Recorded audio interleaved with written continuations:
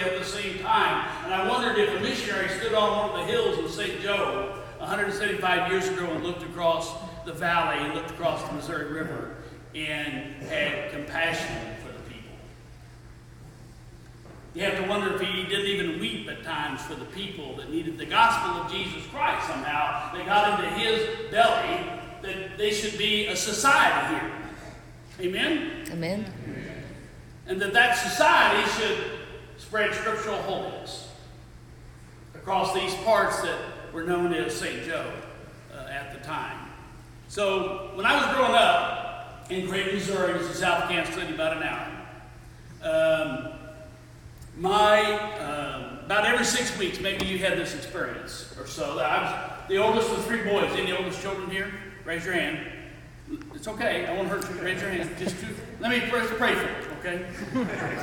So I was the oldest of 3 boys. We were 1 year apart. We drove our mother absolutely insane, and we grew up in a 1-bathroom house. Can I get a witness? Anybody here grew up like that? Yes. Now, if you're under 50, you have no idea what I'm talking about because we don't even have 1-bedroom dorms anymore. But I grew up in a 1-bathroom house, and about a third of the time my mother stayed in there and locked the door so the boys could not attach.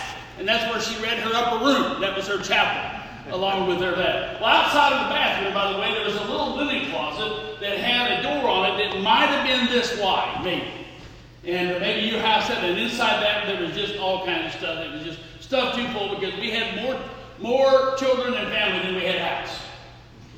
And at that door, my mother, every 6 weeks or so, would open it up. And she had masking tape. Anybody know where I'm going? From the top of the door to the bottom of the door. And she would get out her black magic marker, and she would back the boys up against that, are you with me? Up against that door. She would take the yardstick, and she'd stick it out here as hard as she could, and draw a black magic line across there, and you'd step out, and she'd write to the side, Bobby, 1972, whatever the month was. And next was Joey, and marked that one, and next was Gary, and marked that one. And I won that race all the way up to the time I was 15. And then I've lost it every year since. Turned out I was the shortest of the group. I just want you to know I'm still the heaviest of the 3. And you all have helped that in the Methodist Church, being a Methodist pastor for my whole life. Well, about 10 years ago, I was at Thanksgiving at my mother's house in Sedalia, Missouri. My father died early. She sold everything in Creighton and moved to Sedalia and started a restaurant of her life at 47 years old. And down in the basement of her house, I went down to get something. She wasn't back up out of the basement. I didn't remember what that was, but I discovered that door. The door from the home place, that little door. By the way, you couldn't go to Home Depot and buy that door. You'd have to have it made. So I went back upstairs. I said to my mother, Mother, why is the door to the old home place in the basement of your house? I mean, did we sell the house without the door? Is that what we did? She said, no, we sold the house with the door, but I took the door after the sale. Well, good for us. So she has a door in the basement. I said, what is that door doing in the basement of your house? She said, because I wanted to remember when you boys were boys. My mother's 83 today, and she says this every now and again I go down there and I look at those marks. Are y'all with me? Can I get a witness? And it reminds me when you boys were boys. See, there are certain things in our lives that we just need to mark, to be remembered. Can I get a witness? There are just certain times that you need to stop and just pause and look back for a minute and think about what went on in order to get here. To mark it and to remember. In the Bible, we read from Joshua. I just love that story from Joshua, where Moses, had this dream that he was going to get into the promised land. Now, Moses is a Methodist. You all know that? Because it took 40 years in the wilderness of a committee meeting to try to figure out how to get across the river. When people today just say the Methodist Church decides things slowly, friends, it's biblical. The church moves glacially slow. But you may not know this, that Moses actually he had the vision but never stepped on the land. Had the vision but never got to himself witness it. had the vision. He could see it, but never got to. You see, real visions take more than one lifetime. But Joshua got handed the stick at that 40th anniversary and said, "You get them across the river." And so as Joshua is moving there, now Joshua, by the way, hasn't been in leadership for weeks, and they're out into the river already. Sometimes you need to take a new direction. Francis Street's first, you'll need to remember that. Sometimes you need to take a new direction. Least you stay in the wilderness the entire time. And they stepped out into the river. I think it's an amazing marking of something. He stops and basically says to the church, "Go get the leaders of all 12 Sunday school tribes. Bring them out here first, and we're going to stand in the river right where the Ark of the Covenant." I mean, we would be like taking your altar table out to the middle of the Missouri River. Some of you that you would panic about that idea. And we would set it out there, just to remind us that we're about to cross this threshold. Are you with me? And we're going to all stand there. And I want you to reach down in the river and pick up a rock and put it on your shoulder, because we need to mark this day. So that, hear the so that one day when your children ask you, "Why these stones?" you'll be able to say, "I remember when we stopped right in the middle of the river, and we thank God. We thank God for the vision that Moses had. We thank God for the vision that people had 175 years ago to start this place. We thank God that they gave us Jesus Christ and the gospel. That's our why, that we went on across that river and into the promised land." My friends, it's good to look back. It's good to mark it. It's good to know your why, though, so that one day your children ask, "Why here? Why these stones? Why these windows? Why this place?" Because somebody had a vision. The people in St. Joe needed the gospel of Jesus Christ. It wasn't a vision for a building. You may not know that. It wasn't a building for a vision for a location. It was a vision that spread scriptural holiness in the land. So that one day your children will ask, "Why this altar?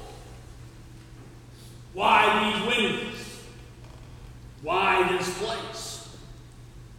Why these stones?" So that the gospel of Jesus Christ could be preached. We mark all kinds of things, though.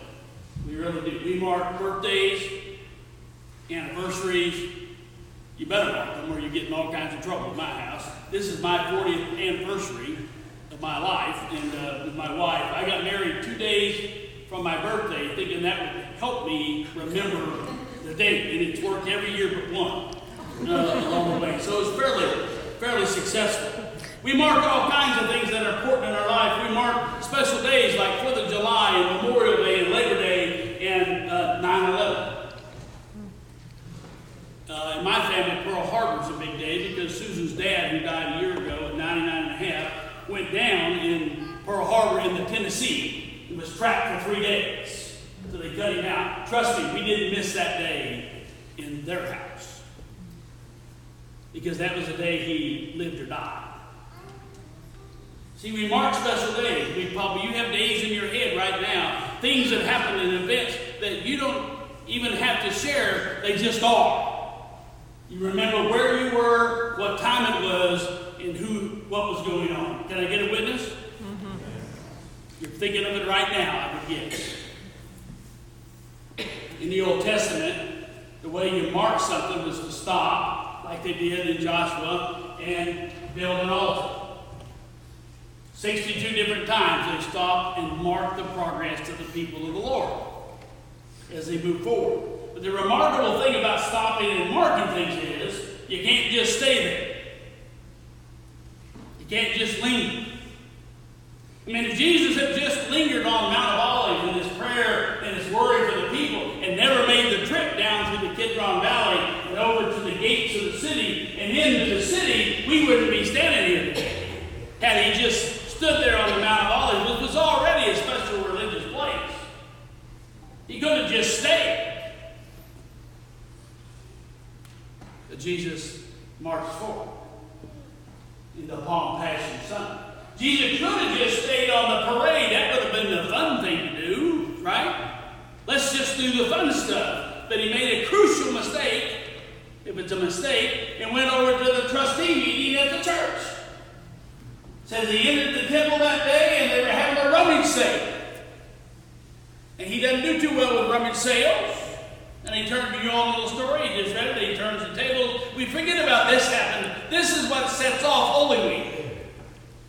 Without the rummage sale, there is no Holy Week, just so you know that. He turns the tables all over, the money changes and everything going on, and the trustees call him to a meeting. Don't let me be very trustee, I don't mean to offend you. The religious leaders were there too, the pastor did it too. You see, Jesus actually did pretty well with the people outside the church. He really got into trouble with the people in the church. So in the trustee meeting, he gets grilled about what are you doing? Why, in fact, it was such a bad trust. Anybody been to a Farr trustee meeting? Can I get a witness? It was so bad that they raised up against Jesus, and he had to sneak out the side door to get out. Now, I've had some long trustee meetings. I've never had one like that. And Jesus sneaks out the side door, and the Bible says kind of escapes with his life before this whole thing even gets rolling. It would have been just easier if he'd have stayed on the parade route. It's more fun just to have Palm Sunday rather than Palm Passion Sunday. See, it's fun to mark things if you just want to linger in it. It's fun to celebrate things if you just want to linger in it and just look back to how things used to be. And I can imagine how things used to be. It's a beautiful sanctuary. I can imagine it's filled with people. And we can dream back and wish it that way. It's not. In fact, we're going to have to cross a river and do some new things. We're going to have to go through a different door if we're going to have a future. Or you will not have a 200th anniversary. We'll have to cross the river and step into the promised land with a different kind of leadership. The Bible says also that though they mark things 62 different times in the Old Testament as a special moment in the history of people, like we're marking today, and it's right and good to do that. 622 times, according to Google, my great theological research hub in the sky, 622 different times, the Old Testament says that God took away the mantle from the people. Did you hear that? God took away the mantle from the people. You see, they forgot their so that. Hoist that rock up on your shoulder so that.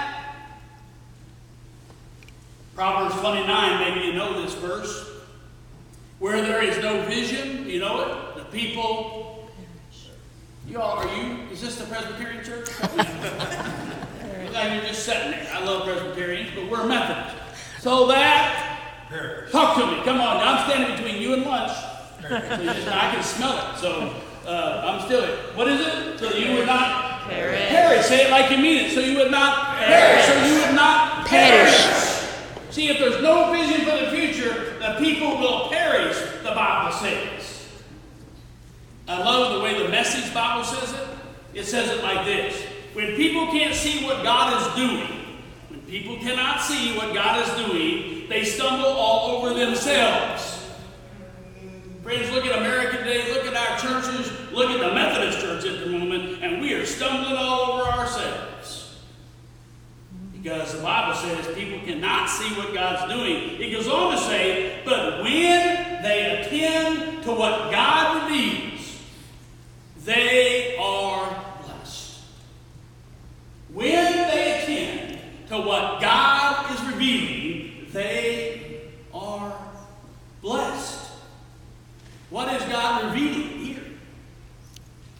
What is God revealing for the ministries in St. Joe?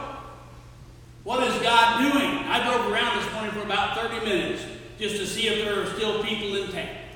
Because I get to hear in my office as the bishop, well, all the churches in St. Joe are dying. That's all I hear. There must not be any people in St. Joe. You know, I drove around for 30 minutes. I saw people everywhere. I saw people walking dogs. I saw people riding. I saw people jogging, though it was a cold day.